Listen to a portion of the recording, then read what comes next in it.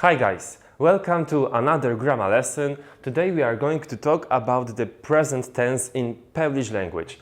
Behind me you can see different verbs on the whiteboard. As you can see, usually the verbs in Polish language end with the letter ć and sometimes with the letter c. So, how to use these verbs and create a sentence in the present tense? Long story short, you have to skip the ending of the infinite form and add another ending of the present tense. So let's see the endings now. Haha, did you really think that it will be so easy? No way. So here are the endings for the present tense. As you can see, we have 4 different groups of endings in the present tense. So how to understand this part of the whiteboard? With the green color, I've written the name of the group, and then the names come from the first 2 forms of the verb in the group. The small triangles is the symbol for the stem of the verb. So in the place of the triangles, you have to put the stem. And that's it. If you put here the stem of the verb, you have the form of the present tense. We have the first problem when we want to use the present tense. We have to know which group of endings we should use. The second problem is the stem change, because when you want to create the present tense form of a verb, very often adding the ending is not sufficient, because many verbs have also some changes in the stem. So here is an example. The verb pisać, to write. Here is the conjugation of the verb, and as you can see, the stem has changed from pis to pisz. So that's the second problem we have when we want to learn the present tense in Polish language. The stem changes. And the third problem are the irregular verbs. So how to deal with it? Let's address the first problem. Which group should we use? Apparently, the solution is quite straightforward. To know which group of endings you should use, you have to learn not only the infinite form of the verb, but also the first form for first person singular and the second form for second person singular. So each time you learn a new verb in Polish language, you should learn these 3 forms. So let's see how it works. For instance, we have a verb chcieć, to want. So if you have only this verb, you have no idea which group of endings you should use. But let's see what happens if I give you the first form. Chcę. Let's look on the ending, ę. When we can find this ending?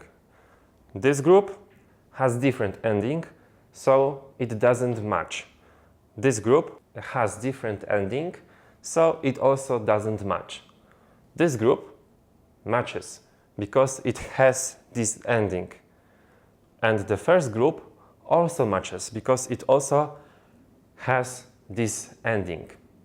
So if you learn only the first form, it's still not sufficient. Let's add another form. Chcesz. So this is the second ending, esz. If you look on this group, the ending is different, but if you look on the first group, esz, there it is, we have the ending. So, as I said, when you learn a verb, you have to learn these 2 first forms, and it will give you sufficient information to classify the verb to one of these groups. And that's it. That's the way to learn which group of the endings you should use. And what with the second problem, with the stem change? Apparently, we've solved this problem by solving the first problem. If you look here, you have to learn these 2 first forms, piszę, piszesz. So if you learn these 2 forms, you also learn the stem change.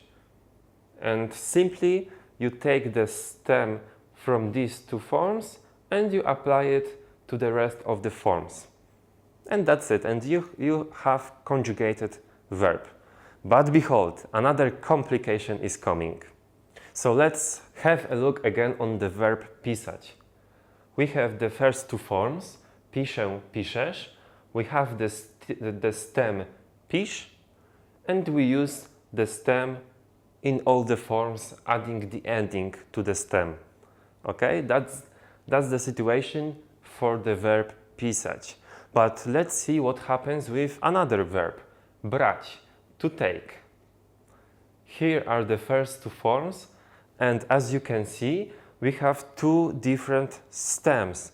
So what should we do now? Should we use the first stem or the second stem or both of them? The solution is quite easy. Let's say that this stem is a cycle and the second stem is the triangle. Now this table should look like this. Cycle, cycle, triangle, triangle, triangle, triangle. So in reality, this table should look like this. Here also, we could change this triangle to a cycle and put a cycle here and here, but it makes no sense because the two stems are the same. But the general rule is here. Each verb works like this. So you can make here a line. This is like a mirror. So the first stem is always in these two corners, and the second stem is here in these four places. So this rule works with each verb. So how we should conjugate the verb brać?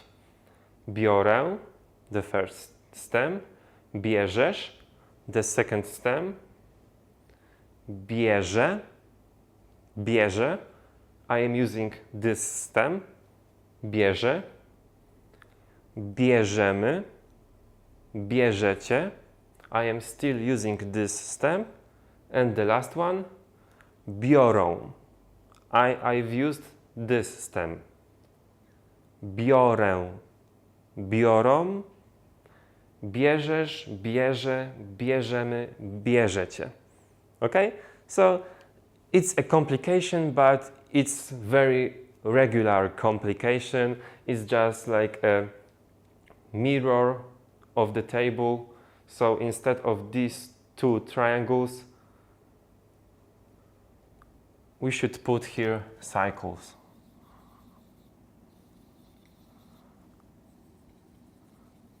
And that's it.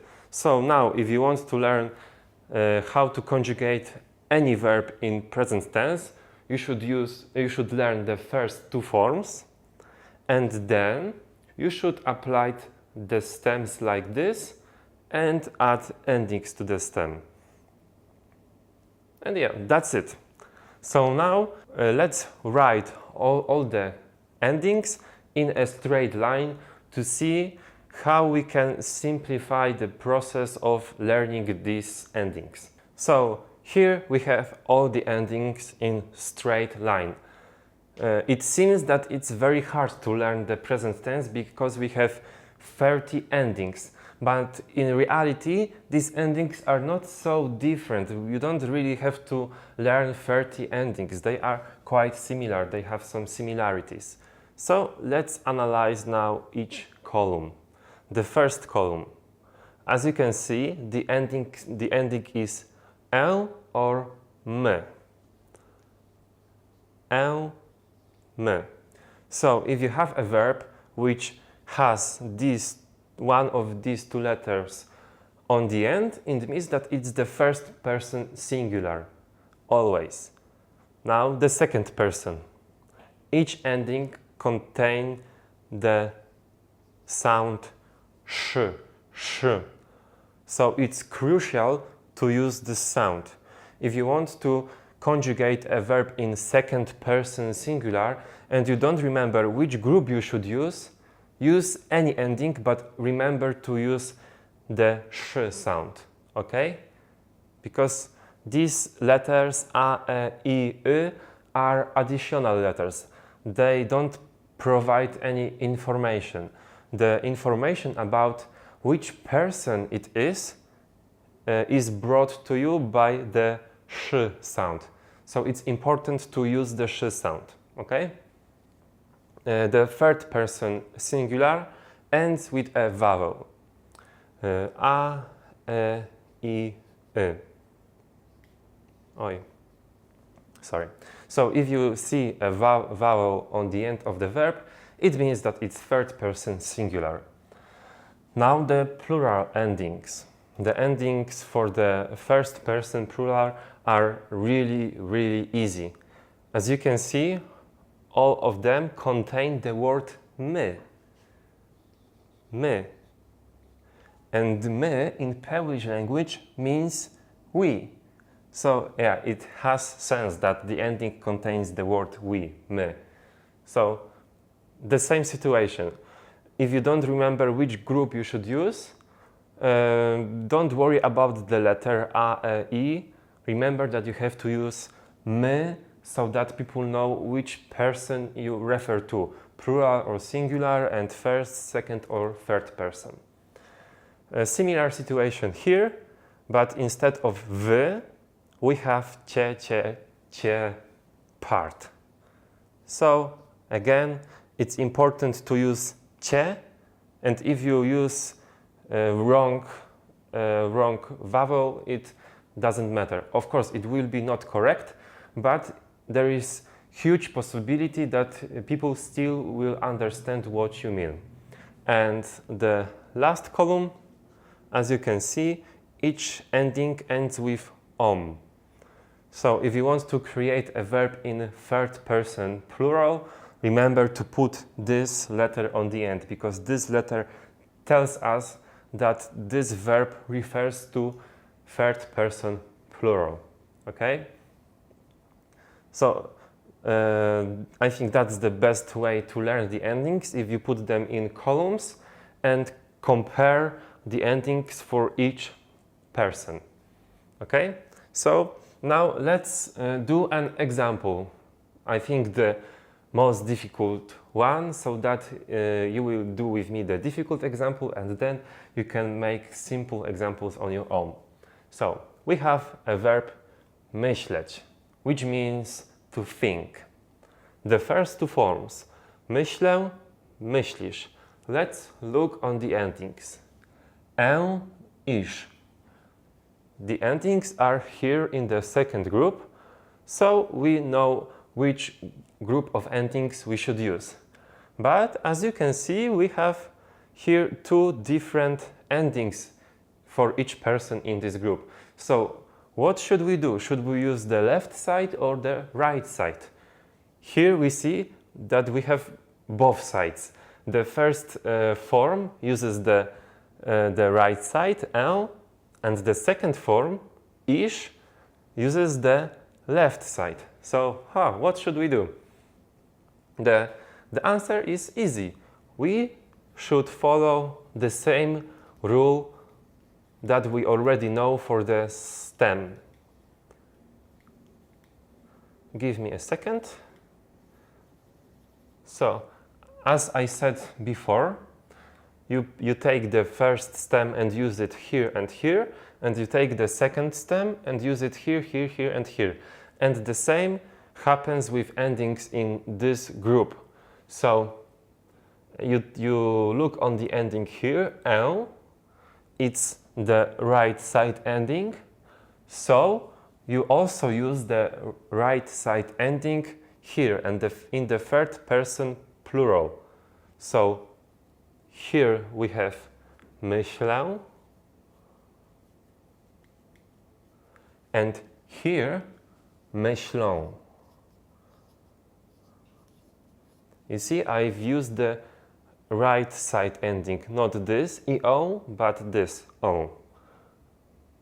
Okay?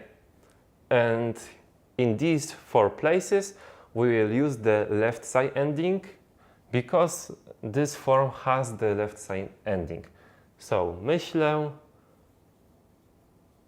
myślisz,